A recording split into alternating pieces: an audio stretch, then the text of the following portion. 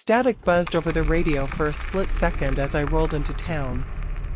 The sky was dark and starless, and there was a faint chill in the air, causing me to roll up my windows and shiver in its wake. I was tired. And I knew driving sleepy was driving dangerous, so I figured after yawning nonstop for the past couple miles, it was time to give it a rest. The Perro Hotel sat almost deserted down a side street, a welcome sight for my weary eyes.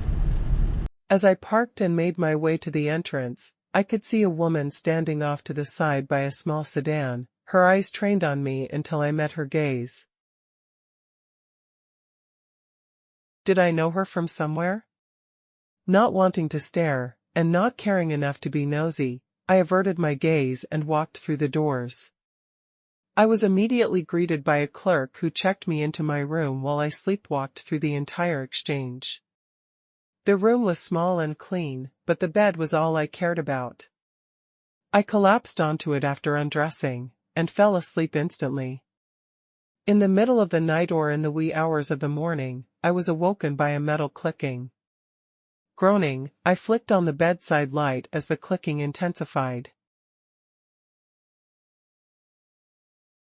It was coming from the door. The handle specifically, which was jiggling violently against the door, which was staring to shift on its hinges. "Hello!"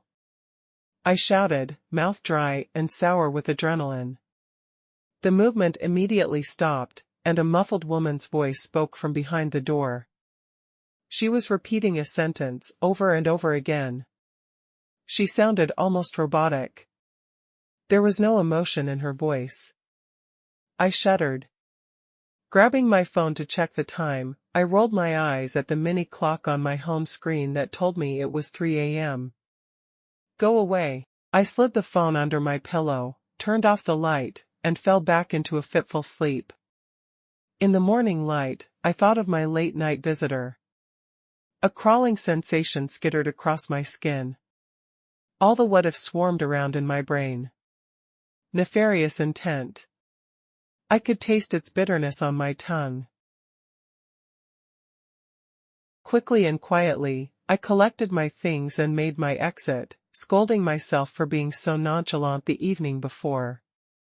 Bad things happen all the time. Everyone always thinks it'll never happen to them.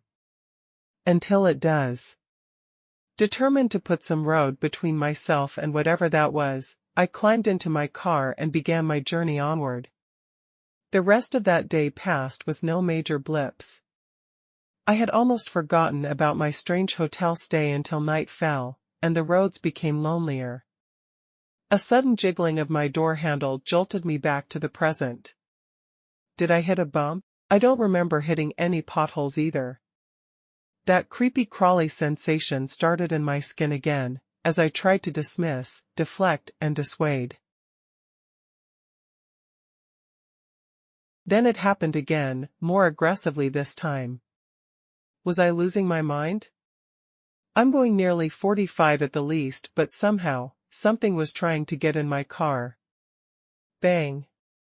Bang. Bang.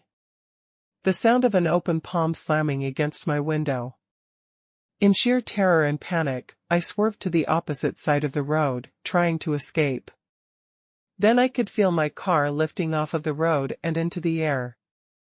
As I braced myself for impact, I realized it was true when people say that everything goes in slow motion when death is gunning for you. The possibility that I was about to shed this mortal coil entered my mind as everything went dark, and my body shut down. Silence, oppressive and endless, met me as my eyes drifted open. Pain racked my body. I couldn't move. Each twinge of my nerves sent an inferno of agony down my limbs. I cried out in pain, praying someone would come and help me, call an ambulance, anything. Suddenly the silence was broken with footsteps crunching over glass. Help me. Please help me. A shadowy figure bent over me, then spoke. You should have opened the door. What? I was slowly fading back into the abyss. Then I felt my body lifting into the air, limbs flailing lifelessly until I was face to face with the person, the being speaking to me. The woman. The one from the parking lot the night before. It was her, but it wasn't. Her skin was the palest shade of gray, while her eyes, large and bulging, were a peculiar shade of green. I stared at her, as my heart drummed in my throat. You should have opened the door, Elle. Memories floods back to my brain as I felt bile rise in my throat.